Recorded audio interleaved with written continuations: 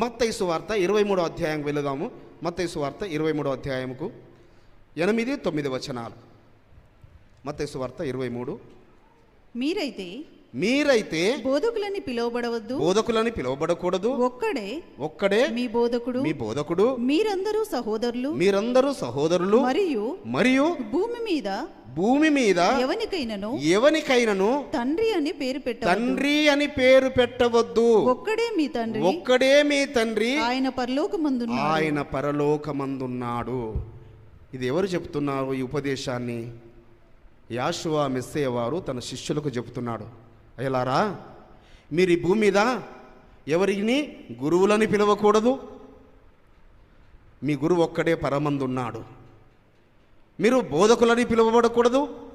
బోధకుడొక్కడే మెస్సయ్య. ఇంకా ఏమంటున్నాడు అక్కడ? మీరు భూమి మీద ఎవ్వనికి తండ్రి అని పేరు పెట్టొద్దు. ఈ సత్యాన్ని జాగ్రత్తగా అంటే కన్న తల్లిదండ్రుల గురించి చెప్తున్నాడా యాషువా మెస్సయ్య వారు? తండ్రికి మనం పేరు పెట్టాల్సిన మనమేంటి? ఎలాగో మనల్ని కన్నారు కాబట్టి వాళ్ళు ఆటోమేటిక్గా బై డిఫాల్ట్ మన తల్లిదండ్రి, వాళ్ళకి మనం పేరు పెట్టేది ఏం లేదు. కానీ నీ తండ్రిని కాక ఈ భూమి మీద ఏ ఒక్కరికి తండ్రి అని పేరు పెట్టి పిలవకూడదు. నీ తండ్రి ఒక్కడే పరలోకమందున్నాడు. నీ తండ్రి ఒక్కడే పరలోకమందున్నాడు. సో దీన్ని కొంచెం లోతుల్లోకి వెళ్ళి మనం ఆలోచిస్తే, ఎక్కడ వేరే వాళ్ళు తండ్రి అని పేరు పెట్టుకోరు, కానీ మన విశ్వాస లోకంలోనే మా ఆత్మీయ తండ్రి అని చెప్పుకుంటామా లేదా? చాలామంది అలా చెప్పుకునే వాళ్ళు ఎందరూ ఉన్నారు? ఒకసారి చేతులు ఎత్తండి. ఇక్కడ మా ఆత్మీయ తండ్రి ఒకరు ఉన్నారని చెప్పుకునేవారు చేతులు ఎత్తండి ఒకసారి. చాలామంది చెప్పుకుంటాము. నేను సత్యంలోనికి రాకముందు నేను చెప్పుకునేవాడిని, సత్యంలోకి వచ్చిన తర్వాత కూడా చాలా కాలము చెప్పుకునేవాడిని. కానీ ఈ భూమి మీద ఆత్మీయ తండ్రి ఎవరు లేరు. ఈ భూమి మీద తండ్రి అని ఎవరికి పేరు మా ఆత్మీయ తండ్రి. మరి మీరేంటన్నయ్యా అని మమ్మల్ని అడుగుతుండొచ్చు. చెప్తాం మాదేంటో, మా పాత్ర ఏంటో చెప్తాము. మమ్మల్ని ఏమని పిలవాలో చెప్తాం మేము. సో తండ్రి అని సేవకులను, ఏ ఒక్క సేవకులను అంటే పరిశుద్ధ గ్రంథము చెప్తుంది సుమా, ఇది నా మాటలు కాదు. యాషువా మెస్సయ్య వారు చెప్తున్నారు, మీరు తండ్రి అని భూమి మీద ఎవరికి పేరు పెట్టవద్దు. మరి ఏమని పెట్టాలి? ఎవరికి పెట్టాలి ఆ పేరు? సో తండ్రి అని అనగా తండ్రి ఒక్కడే పరలోకమందున్నాడు. కాబట్టి అక్కడ సామెతల గ్రంథము 6వ అధ్యాయం 20వ వచనంలో చెప్పింది ఏంటంటే, నీ తండ్రి ఆజ్ఞను, మళ్ళీ చదవండి అది, నీ తండ్రి ఆజ్ఞను 6:20 సామెతలు 6:20. అలా నీ తండ్రి ఆజ్ఞను గైకొనుము, నీ తల్లి ఉపదేశమును త్రోసివే. ఆయన పరలోకమందున్న తండ్రి ఆజ్ఞ ఇచ్చిన వాడు ఆయన ఒక్కడే. ఇంకా వేరే ఈ లోకంలో తల్లిదండ్రులు ఇస్తున్నారంటే ఆయన ఆజ్ఞను తీసుకొని సెలవిస్తున్నారు. ఈ లోకంలో తండ్రి ఏదైనా చెప్తున్నాడు, ఈ తల్లి ఏదైనా ఉపదేశిస్తుందంటే ఆ పరలోకపు తండ్రి సెలవిచ్చిన ఆజ్ఞలను, ఆ జ్ఞానమునే ధ్యానించుకొని ఆ జ్ఞానము కలిగి కృపగల ఉపదేశమును బిడ్డలకు బోధిస్తుంటుంది. కాబట్టి ఇక్కడ ఆత్మీయ తల్లిదండ్రి అనే పదానికి నేను కొంచెం జాగ్రత్తగా మీకు తెలియపరచాలని, ఒక ఆత్మీయ సత్యం మీరు నేర్చుకోవాలని. సో ఆత్మీయ తండ్రి అని ఈ భూమి మీద మనకు ఎవ్వరూ లేరు. ఆత్మీయ తల్లులు ఉన్నారు. ఎవరున్నారు? ఆత్మీయ ఇక లేఖనంలో చూసుకుందాం. 1 కొరింథీ పత్రిక 4వ అధ్యాయము 15, 16 వచనాలు. కొరింథీయులకు రాసిన మొదటి పత్రిక 15వ అధ్యాయము 4వ అధ్యాయము 15, 16 వచనాలు.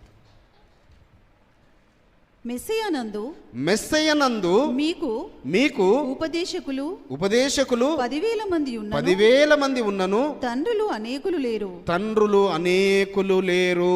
యాషువా మెస్సయ్యనందు సువార్త ద్వారా నేను మిమ్మును కంటిని కనుక మీరు నన్ను పోలి నడుచుకుని వారై ఉండవలనని మిమ్మును బతిమాలుకొనుచున్నాను. బిడ్డలారా, ఇక్కడ జాగ్రత్తగా అర్థం చేసుకోండి. ఏమని చెప్తున్నాడు సంఘానికి? యాషువా మెస్సయ్యనందు మీకు ఉపదేశకులు 10,000 మంది ఉండొచ్చు.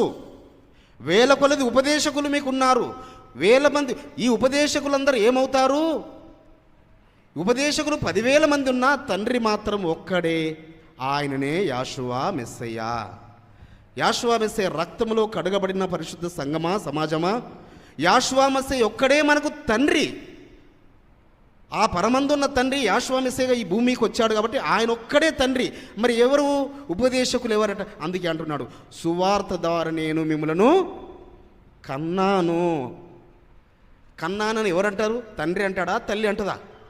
గర్భము 9 మాసాలు మోసిన తల్లి కన్నది అని మాట్లాడుతుంది. నేను కన్నాను మిమ్మలను సువార్త ద్వారా, యాషువా మెస్సయ్య ద్వారా. అంటే మీకు తండ్రి యాషువా మెస్సయ్యనే. సో ఎంతమంది ఉపదేశకులున్నా ఈ ఉపదేశకులందరూ ఆత్మీయ తల్లులే, ఆత్మీయ తల్లులే, ఆత్మీయ తల్లులే తప్ప ఆత్మీయ తండ్రి అని భూమి మీద ఎవ్వరికి. ఇది యాషువా మెస్సయ్య వారు చెప్పిన మాట, అది ఆజ్ఞ సుమా, మాట మాత్రమే కాదు. మీరు ఈ భూమి మీద గురువులని ఎవరికి పెట్టకూడదు పేరు, గురువు ఒక్కడే. ఈ భూమి మీద మీరు బోధకులను ఎవరిని పిలవకూడదు. అందుకే ఎవరిని పిలిపించుకుంటాం? మేము అన్న అని పిలిపించుకుంటాం. అన్న అంటే మాకు ఇష్టం తప్ప. సో ఎందుకు అక్కడ సహోదరులు, మీరు సహోదరులని మాత్రమే పిలిపించుకోవాలి. సో మీరు పాస్టర్ గారు ఇక రకరకాలు, నేను అక్కడికి వెళ్ళదలుచుకోలేదు.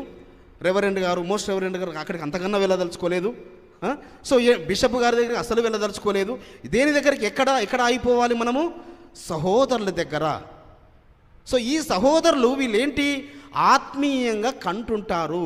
వాళ్ళు గర్భము మోసిన తల్లి, 9 మాసాలు మోసిన తల్లి ఏ విధంగా పిల్లలను కని పాలిచ్చి పెంచి పోషిస్తుందో అని అందుకే అంటాడు. అదే 1 కొరింథీ పత్రిక 3వ అధ్యాయము 2వ వచనం ఎంత చక్కగా చెప్తాడంటే, అప్పటిలో తల్లి పాత్ర పోషిస్తూ అప్పటిలో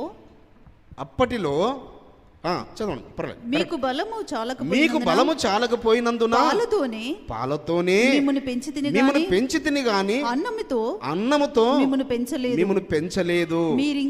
మీరింకను శరీర సంబంధులై ఉండుట వలన ఇప్పుడును మీరు బలహీనులై ఉన్నారు కారా. ఇది తల్లులకు చాలా అనుభవం కదా. తల్లులకు పాలు తక్కువ ఉంటే ఏం చేస్తారు? బిడ్డలకు పై పాలు ఇస్తుంటుంటారు. అవును కదా?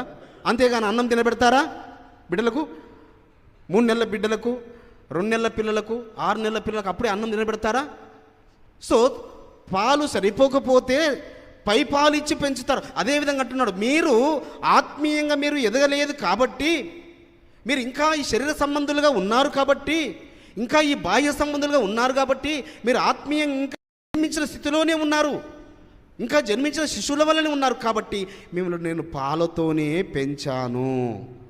అంటే పాలిచ్చి పెంచాను. నేను కన్నాను అన్నాడు. ఏమన్నాడు? నేను కన్నాను మిమ్మలను. ఆ మెస్సయ్య బలియాగం ద్వారా, మెస్సయ్య రక్తం ద్వారా నేను మిమ్మల్ని కన్నాను అంటున్నాడు. నేను మిమ్మల్ని పాలిచ్చి పెంచాను. కాబట్టి